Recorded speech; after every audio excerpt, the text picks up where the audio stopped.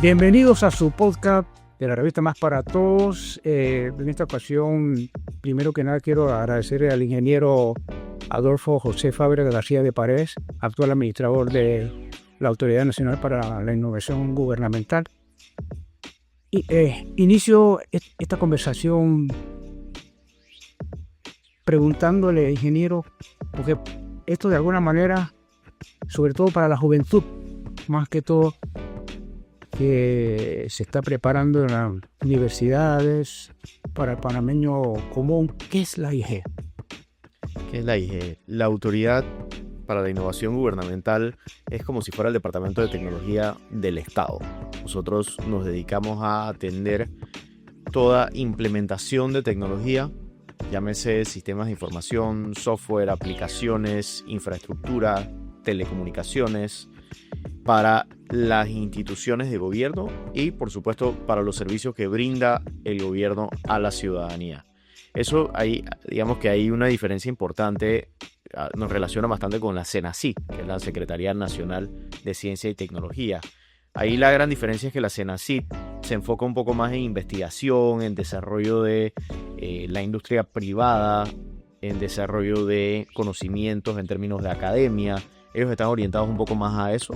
Nosotros estamos orientados un poco más a regentes de la tecnología a nivel gubernamental en las instituciones. Nada más quería mencionar, además de eso, cada institución usualmente tiene un área de tecnología, pero nosotros estamos en mucha comunicación, mucho alineamiento con cada una de esas áreas. ¿En qué años sale la IG y por qué? Claro, mira, es una historia interesante. La IG inicia como una secretaría de la presidencia. Realmente inicia, en un momento dado inició como una iniciativa que me parece que se llamaba iPanamá o iGobierno, algo así, que era como una oficina muy pequeña, creo que eran 4 personas, que buscaban cómo el gobierno podía entrar en la era digital. Eso fue, si no me equivoco, en los 90s. Pero eso fue más en la era de dominador Kaiser Bazán. Él fue el que inició esa oficina. Después, en la presidencia de Martín Torrijos, se asigna a Gaspar Tarté como director de la Secretaría para la Innovación Gubernamental. Y esa secretaría entonces empieza a tomar un poco de tracción y cada vez va creciendo y se va notando la importancia de una oficina dedicada a tecnología en el gobierno. Cuando va, digamos que evolucionando esa oficina y a su vez va evolucionando las tecnologías, entonces se empieza a notar la importancia de tener algo más fortalecido y esa secretaría se decide vertir en una autoridad de innovación que se da en el año 2009. En el año 2009, si no me equivoco, es la ley 63 que crea la autoridad de innovación y de ahí en adelante es historia. Ha ido creciendo, todavía es una institución relativamente chica en el gobierno, pero cada vez tiene, digamos que un poco más importancia, ¿no? ¿El ingeniero Fábrega es empresario? Sí, yo estudié sistemas de información, me gradué en una universidad, la Universidad de Notre Dame, y regresé a Panamá, estuve en la banca aproximadamente como 6 años. Yo estuve en la oficina de tecnología de uno de los bancos más importantes del país. Creo que es el banco privado más grande del país. Y de ahí entonces me fui desenvolviendo hasta quedar de gerente de canales electrónicos, que eso era principalmente la banca en línea. Teníamos mucha relación con los cajeros automáticos, ese tipo de medios electrónicos de servir al cliente.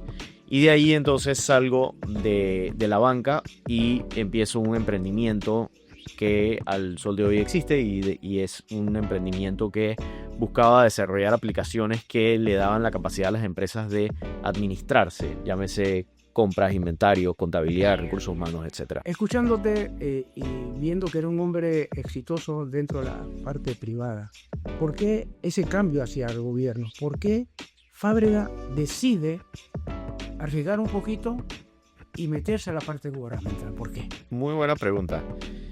Primero, después de 15 años de estar en la empresa que menciono, que fue un emprendimiento que yo hice, que los emprendimientos son bastante difíciles, uno pasa por momentos bien complicados y ya cuando se van estabilizando se encuentra como un momento donde decides, bueno, ¿qué vamos a hacer en este momento? Y ya tocaba un cambio de dirección en la empresa.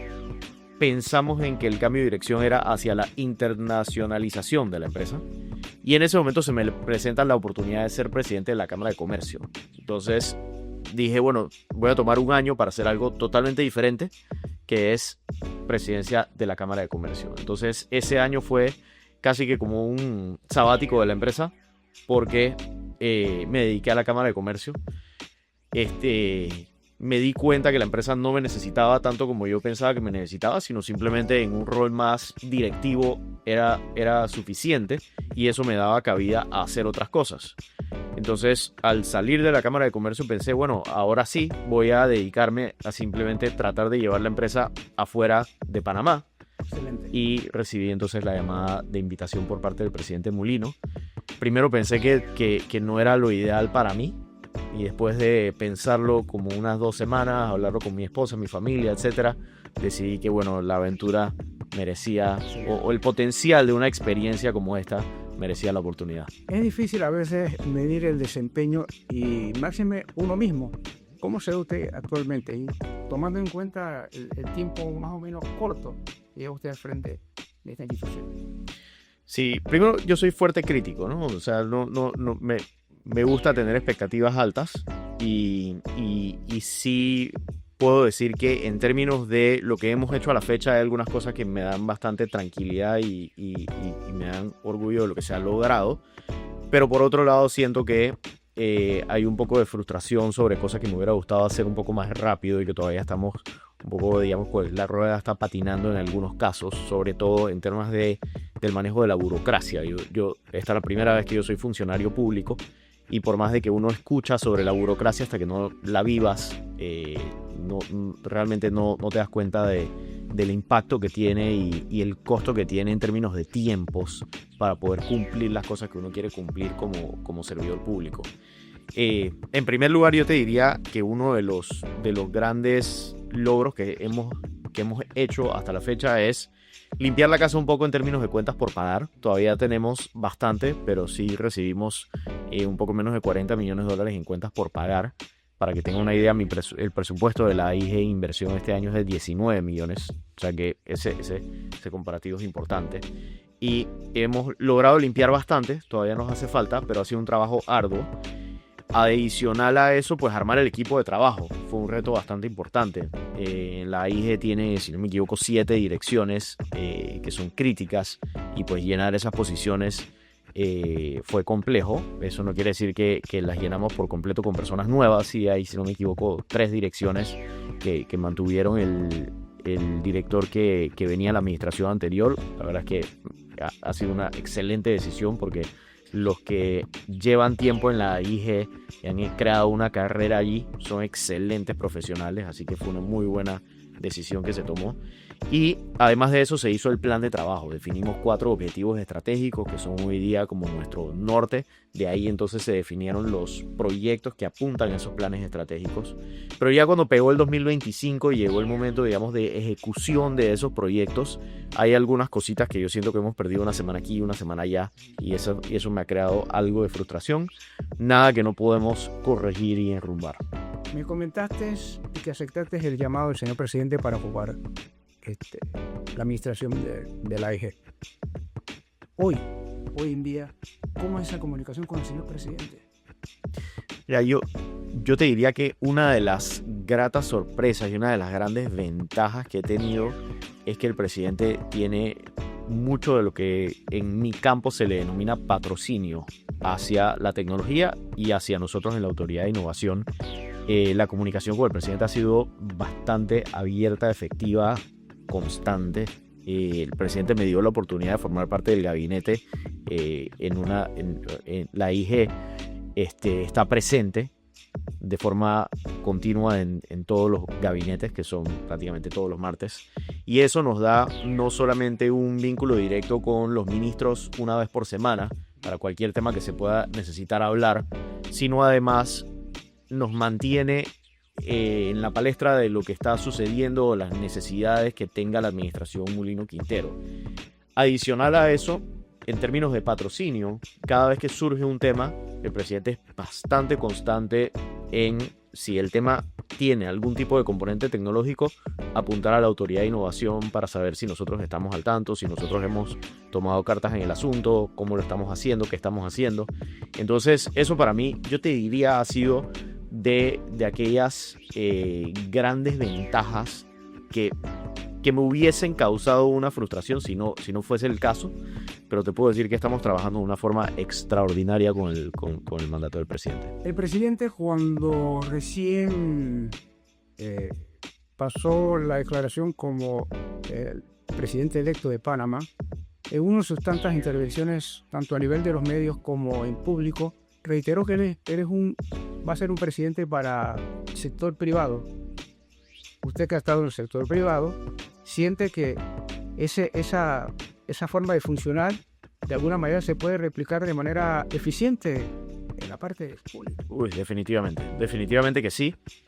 Pienso que el presidente, en términos del impulso a la empresa privada, primero que todo es un tema de top of mind, como se dice, de que las decisiones que se tomen sean enfocadas a fortalecer nuestra democracia, fortalecer los emprendimientos y la empresa privada como ese tejido que nos lleva al crecimiento económico que al final termina creando calidad de vida para toda la ciudadanía.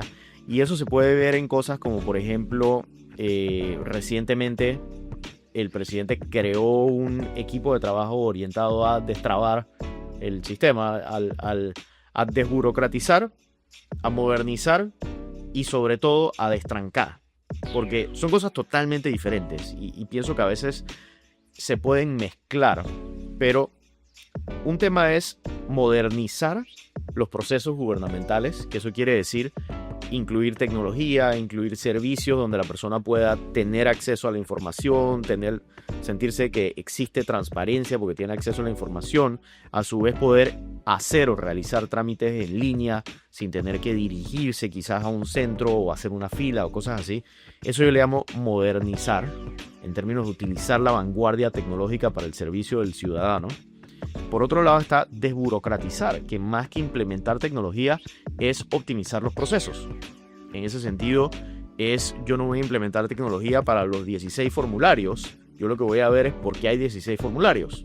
Y entonces ese ejercicio de desburocratización ha tenido un impulso importante con el presidente. Y por último está el tema de destrancar. Entonces prácticamente yo siento que cada uno de estos temas tiene como que una cabeza. Yo estoy muy invertido en la parte de modernizar. Tengo también el apoyo en el Ministerio de la Presidencia de una secretaría que se llama la Secretaría de Digitalización y Simplificación de Trámites. Cuando el gobierno inició, una de las cosas que pensamos fue, bueno, ¿qué tanto se necesita esa secretaría si está la Autoridad de Innovación?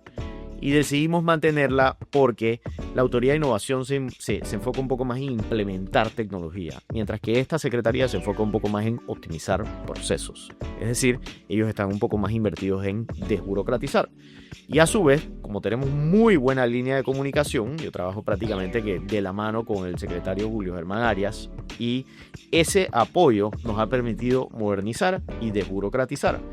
Como digo, estamos empezando esa ejecución. Yo empecé en septiembre, tenemos un par de meses, pero ya logramos tracción. Nos estamos enfocando en algunos trámites, principalmente Ministerio de Trabajo, Bomberos, IFARU, cosas así, y DAN, ese tipo de cosas. Pero a su vez entonces está la parte de destrancar. Destrancar yo no lo veo, porque yo no puedo llamar a un servidor público y decir, bueno, pero ¿por qué tienes este trámite quizás más del tiempo de lo que lo debes tener? Entonces, para eso, recientemente el presidente designó al viceministro Eduardo Arango, para que se encargue de el destrancar. Y yo creo que con esos tres frentes, nosotros trabajando muy de la mano, vamos a sentir un impacto drástico en la economía, y eso impacta, respondiendo a su pregunta, en el crecimiento económico y sobre todo el impulso a la empresa privada. La política, la bendita política, algunos sienten que es bueno, algunos sienten que no es tan bueno. Algo de la cual se quejaron muchos cuando llegó el nuevo gobierno, que por cierto, eso le dio el impulso y la imagen al presidente Molino para estar donde está hoy en día. hay un excedente en la planilla estatal. ¿Con cuántos colaboradores cuenta la AIG? Y si usted encontró alguna botella, garrafón, ¿qué pasó en esa institución? ¿Cómo la viste ahí? Sí,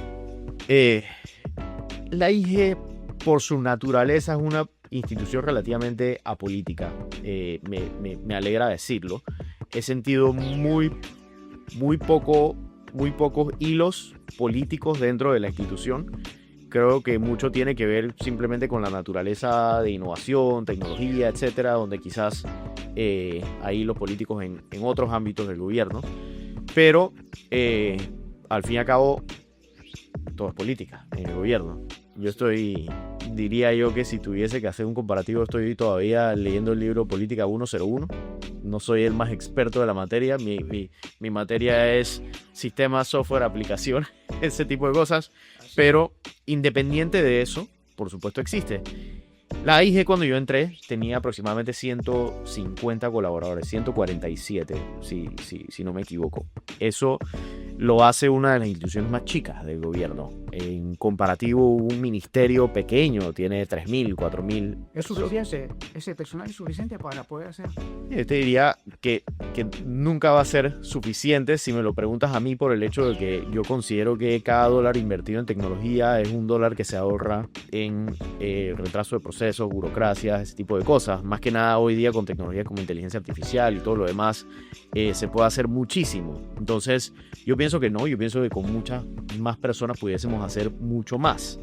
No obstante, también soy partícipe de que en este momento existe una planilla abultada a lo largo del gobierno, o más bien digamos que hay mucha grasa que se puede cortar, y en ese sentido entonces yo tampoco puedo empujar a ser la institución que dice, bueno, nosotros sí, ustedes no.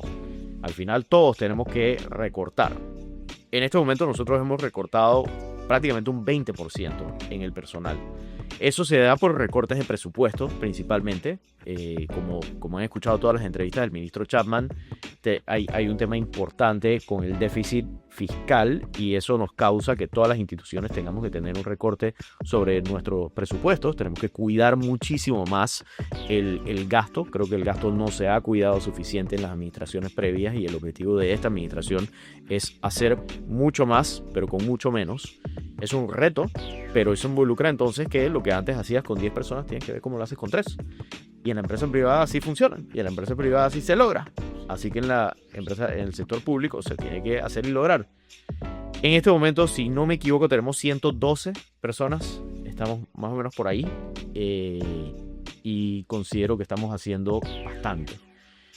Eso no quita que en inversión estamos generando licitaciones que van a involucrar el outsourcing de personal y de desarrolladores, sobre todo porque queremos construir aplicaciones que necesitan gente, y en este momento estamos lanzando una licitación que ya está pública, que tienen 16 diferentes perfiles que buscamos tener como equipos de trabajo en outsourcing, que eso entonces utilizaríamos un programa que estamos ejecutando por parte del BID, del Banco Interamericano de Desarrollo, de la mano con nosotros, y ese programa nos va a apoyar a idealmente tener unas 30, 40, 60 personas más, principalmente en los ámbitos de diseño de aplicaciones, diseño de base de datos, o digamos lo que se llama el backend de las aplicaciones, y desarrollo entonces tanto de frontend, de aplicaciones móviles, y de la parte, digamos, el backend de las aplicaciones. Eso de bases de datos. ¿Quién pasa con toda esa información durante la pandemia? Se recogieron de muchos panameños. ¿Cómo queda esa información? ¿Quién maneja esa información? La IG la maneja, la IG la tiene en la información de vacunación y demás. Justamente en este momento estamos viendo la posibilidad de utilizar esa información para entender un poquito más quién debe ser beneficiario de los subsidios y apoyos que entrega el gobierno a la ciudadanía. Una de las cosas que queremos tratar de controlar, o que el MEF tiene como prioritario, y lo sé porque le dan mucha, es más, hoy en la tarde tengo una reunión de eso, pero se le da mucha atención a quién está recibiendo cualquier subsidio del gobierno. Debemos asegurar Ni hablar de los casos anteriores que pueden haber de que a veces se recibían personas que ni siquiera estaban vivas. En este momento es más allá, lo que queremos es que lo reciba aquella persona que realmente está en una situación vulnerable y que realmente le va a sacar provecho. Estamos hablando de temas de tanque de gas, subsidio, educativo, ese tipo de cosas, ¿no? Entonces, ¿para qué nos ayuda información o data que surgió de los tiempos de vacunación para ese tipo de cosas? Entonces, para temas de salud, beneficiarios, ese tipo de cosas, estamos utilizando la data de vacunación. ¿Qué significado tiene para el ingeniero Adolfo Fábrega el tema de la ciberseguridad? ¿Qué tan importante? Sumamente, muy crítico, diría yo que prioritario. Nosotros te puedo decir los 4 objetivos estratégicos que tenemos para esta administración son transformación digital enfocada en el ciudadano, ciberseguridad y sistemas confiables. La otra es conectividad e innovación, que son 2 cosas relativamente aliadas. Algunos los pueden ver como separados, yo los veo juntos, pero al final conectividad, conectar al país y mantenernos innovadores, o sea, innovar en las aplicaciones, sistemas, soluciones que implementamos. Y por último, entonces, transparencia, imagen y transparencia. Esos son nuestros 4 objetivos. Eso no quiere decir que el orden dicta la prioridad. Ciberseguridad es uno de los prioritarios en este momento. En Panamá tenemos muchas vulnerabilidades y tenemos muchas áreas de potencial impacto. Eso a muchos de los que estamos en la IG, me incluyo, en algunos casos no nos deja dormir bien y así bien nos debe. Se lanzó ya una licitación para los componentes de lo que nosotros estamos conformando como un SOC, que probablemente puede que salga un decreto presidencial creando esta unidad que se llama la Unidad de Monitoreo Proactivo de Ciberseguridad. SOC, por sus siglas en inglés, es Centro de Operaciones de Ciberseguridad, Security Operations Center. Eso es un grupo que ve de forma proactiva la ciberseguridad de las diferentes instituciones, principalmente lo que llamamos infraestructura crítica. Instituciones críticas, llámese la DGI, el IDAN, la Caja del Seguro Social, cosas así. Y a su vez, infraestructuras críticas, quizás un ETESA o ese tipo de cosas que pueden causar un impacto a lo largo del país si se llegara a dar un ataque de ciberseguridad. Entonces, hoy día lo que tenemos es un equipo que se llama el CSIRT. El CSIRT es un Security Incident Response Team, que quiere decir un equipo que cuando se da un incidente, ellos lo toman y lo atienden. Ese CSIRT está funcionando extraordinariamente bien y se está fortaleciendo con unas aplicaciones que ya también lanzamos la licitación por medio del apoyo del BID para que fortalezcamos esa unidad. Pero esa unidad es cuando pasó. Lo que necesitamos es que tampoco pasen. Entonces, por eso ya tenemos la unidad que atiende lo que está pasando. Ahora estamos creando la unidad que va a prevenir que pasen. A pesar de eso, siempre hay una preocupación, sobre todo el panameño de a pie, que utiliza mucho el celular y la tecnología. ¿El sistema digital es seguro? ¿Es tan seguro como muchos piensan? ¿O no tan seguro? Depende. A ver, hay diversos temas en términos de ciberseguridad. Hay seguridad en términos de confidencialidad, llámese privacidad, que quién tiene acceso a datos que me pueden impactar de una forma u otra mi confidencialidad o mi privacidad. Pero por otro lado están ataques de caídas de sistemas, lo que se llama el DOS o Denial of Service, que es qué tanto yo puedo tumbar una aplicación o una infraestructura crítica. Por otro lado, hay otro tipo de ataques como lo que hoy día se le conoce como el ransomware, que es el ataque donde te secuestran algún sistema o alguna data o alguna aplicación y la dejan encriptada hasta que tú quizás pagues un monto o hagas algo para que te liberen de vuelta esa data o ese sistema. Entonces, en términos del ciudadano, digamos, común que accede a, me imagino, aplicaciones de comunicación como WhatsApp o similares, que accede a su banca en línea por medio de la banca móvil, que accede a ese tipo de aplicaciones, usualmente son bastante seguras, siempre y cuando tengamos, de nuevo, top of mind de ciberseguridad. ¿Qué es para mí top of mind? Primero, asegurar nunca hacer caso a solicitudes de información o a comunicaciones que vengan de fuentes que no son confiables. Si a ti te dicen hoy día que te ganaste una rifa y que tienes que hacer esto o esto o esto, automáticamente tienes que tener el chip que te alerta, espérate, esto no necesariamente es real, debo validar. Quizás le dices, bueno, déjame llamar a la central de la estación de televisión que me dice que me está llamando y que me comuniquen para ver si realmente esto es de verdad. En el 97% o 99% de los casos las rifas no son realidad, es un fraude. Entonces, esos fraudes también se dan por medio de lo que se llama el phishing, que es que yo estoy como si estuviera pescando un río revuelto, donde yo te mando quizás tratando de impersonar a un banco o alguna institución confiable para que me brindes información.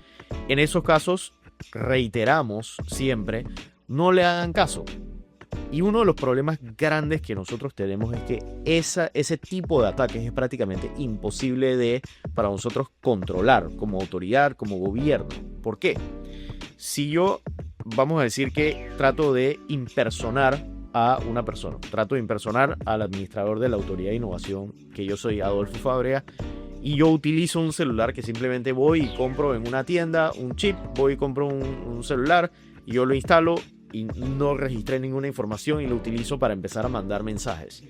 Nosotros como gobierno lo que podemos hacer es, cuando se nos presenta el caso, quizás poner la denuncia y a su vez controlar que ese celular entonces se bloquee o se atienda o no pueda continuar haciendo ataques maliciosos. Pero eso no quita que esa persona al día siguiente va y compra otro celular, otro chip y vuelve y hace la misma cosa. Entonces es muy difícil controlarlo porque es como caso por caso. La forma, lamentablemente, de controlarlo es cultura digital. Es que el ciudadano entienda cómo funcionan este tipo de esquemas y no se deje, no se deje caer en estas cosas, ¿no? Sí nos están apoyando empresas como por ejemplo el ejemplo de Google, que tiene casos donde utilizan su plataforma para divulgar fraudes de este tipo. Y Google sí te permite entonces reportarlos y toma acciones en la materia.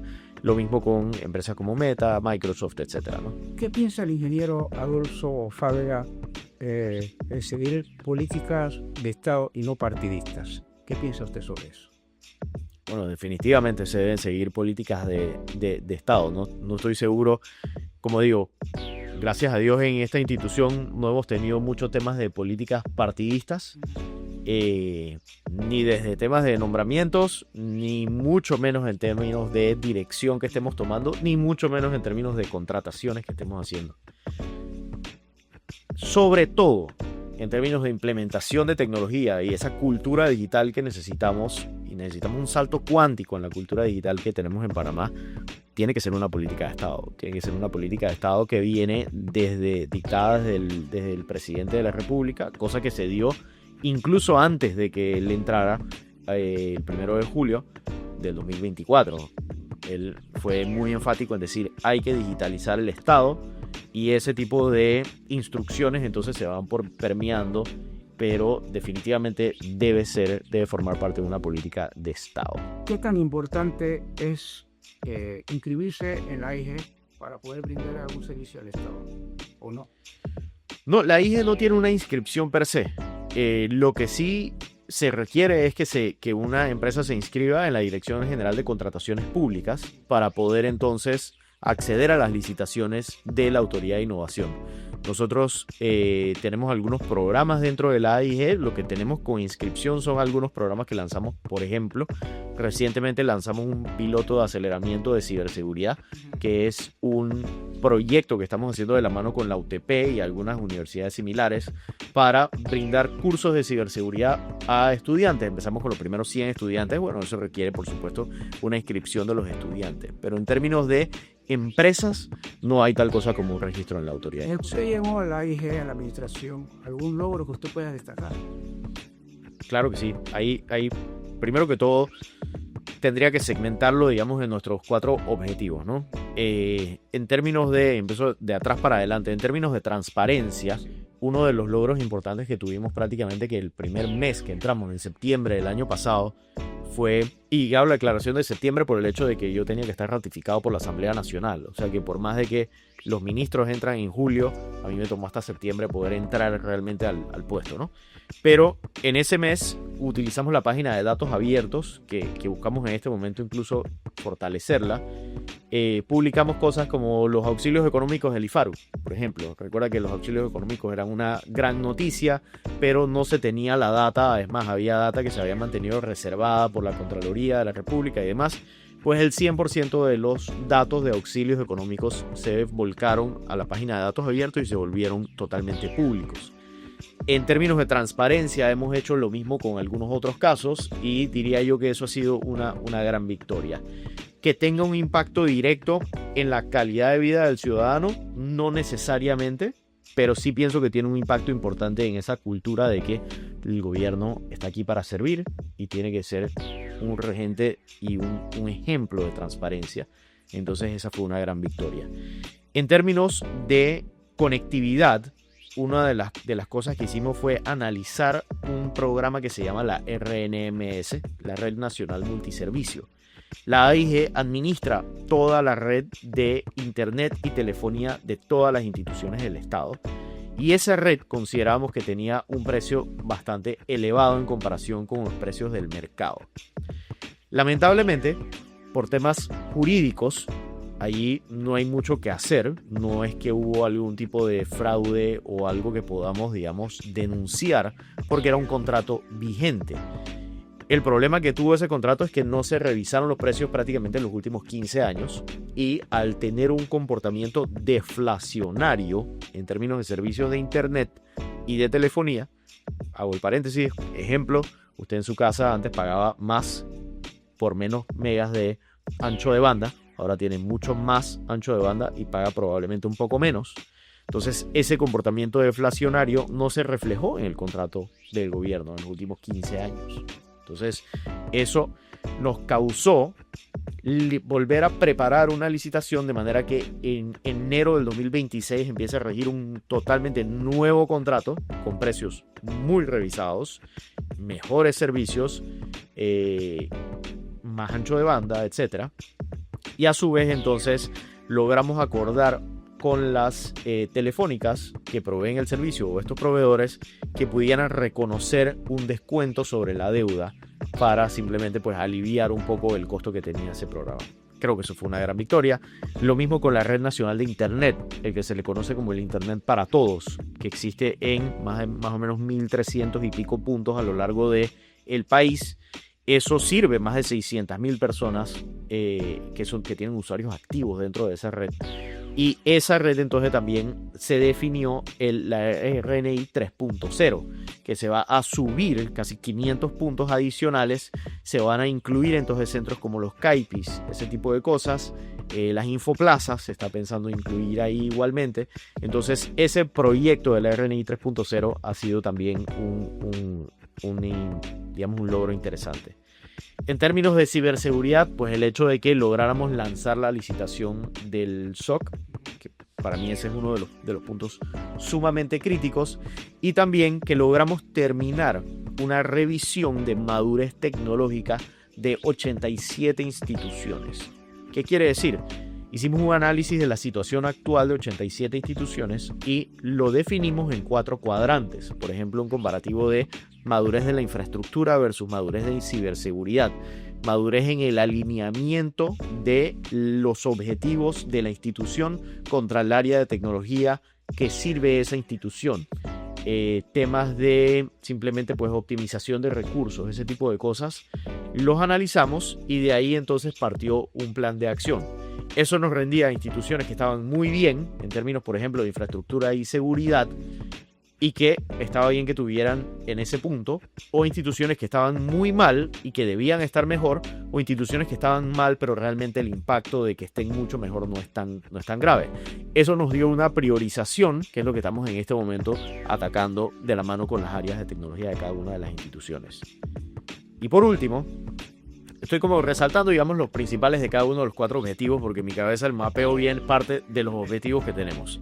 Entonces, el objetivo de transformación digital, ahí también tenemos un gran logro por el hecho de que logramos lanzar la licitación con estos 16 perfiles, que es el equipo de batalla que nos va a ayudar a transformar digitalmente nuestro país.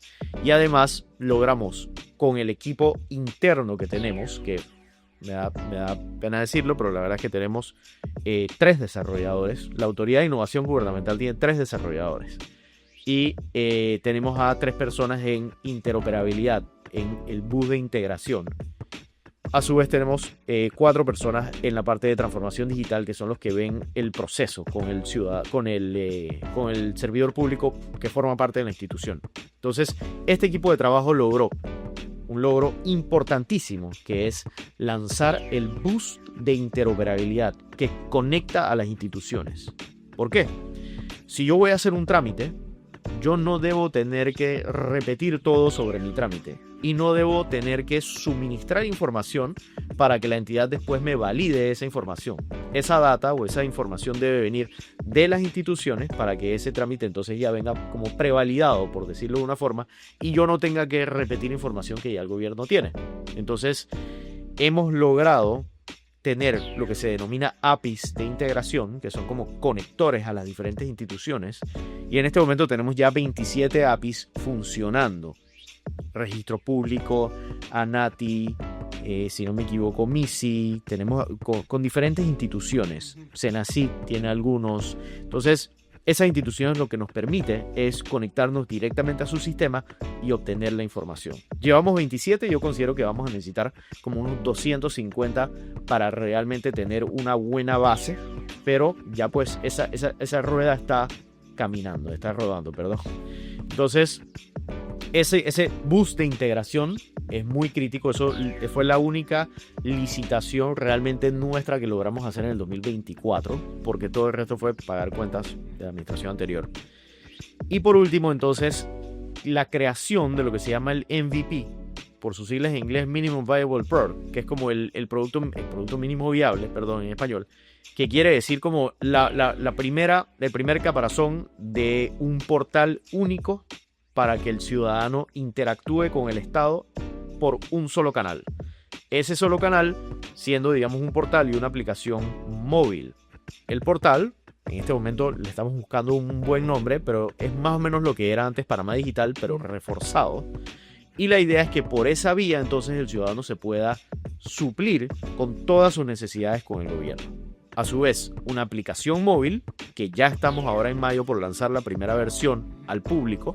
Vamos a quedarnos un poquito calladitos mientras aseguramos que funcione bien, pero ya la vamos a lanzar al público, que se llama Enlace Ciudadano. La aplicación de Enlace Ciudadano te va a permitir entonces utilizar servicios como reportar un carro mal estacionado, cosas de ese tipo, pero también ver entonces tus casos con el portal único.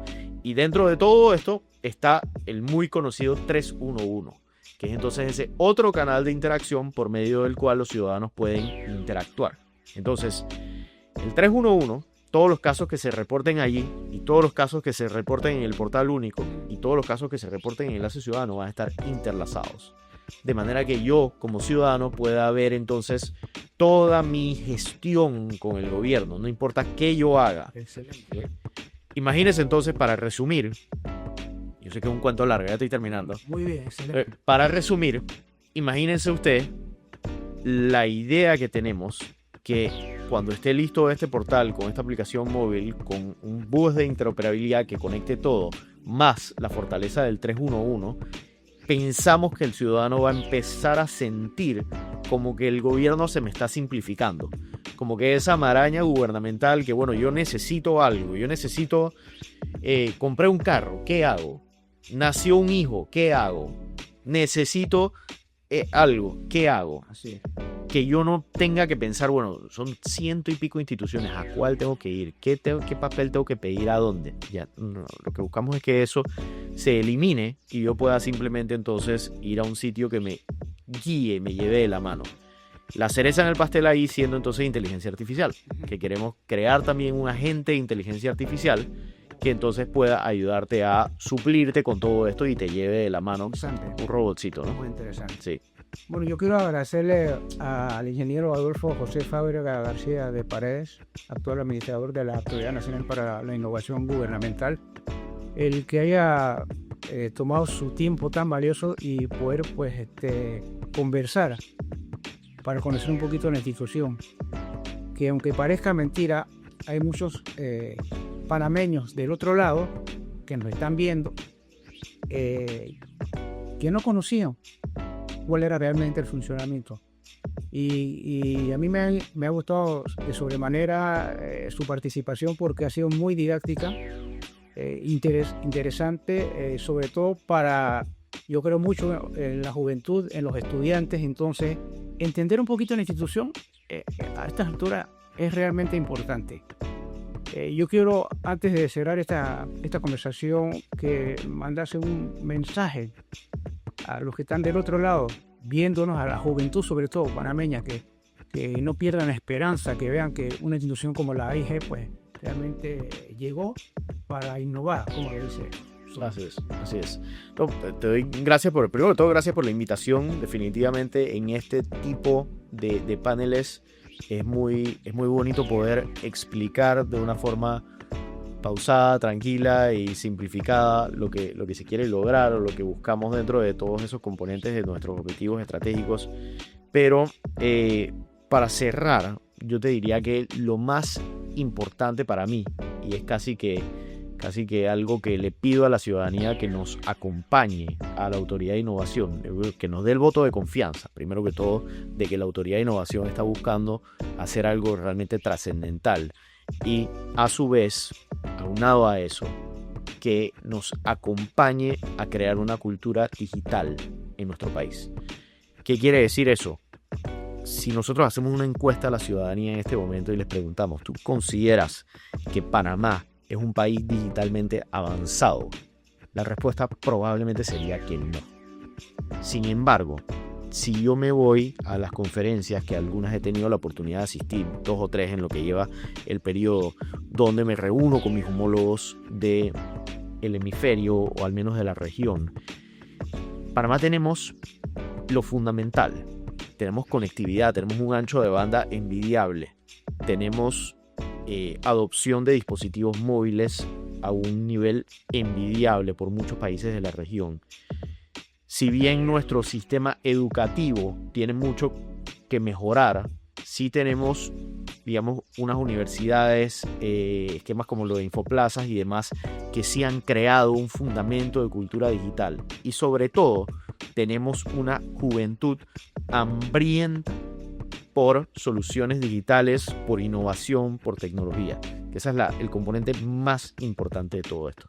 Entonces, si nosotros eso lo contrarrestamos con un cambio de chip, de que Panamá sí puede ser un país digitalmente avanzado, y el gobierno da el ejemplo, implementando de forma efectiva y eficiente soluciones tecnológicas que le den esa visual y ese servicio digital sin burocracia, avanzado al ciudadano, entonces podemos hacer un salto cuántico en nuestra cultura digital. Pero necesito ese acompañamiento, necesito el voto de confianza, y necesito ejecutar, y necesito lograr. Excelente. Pero a su vez, entonces, ingeniero Fábrega, por su participación en el podcast de la revista Más para Todos, y a nuestros seguidores, pues los invitamos cordialmente para la próxima. Muchas gracias. Muchas gracias.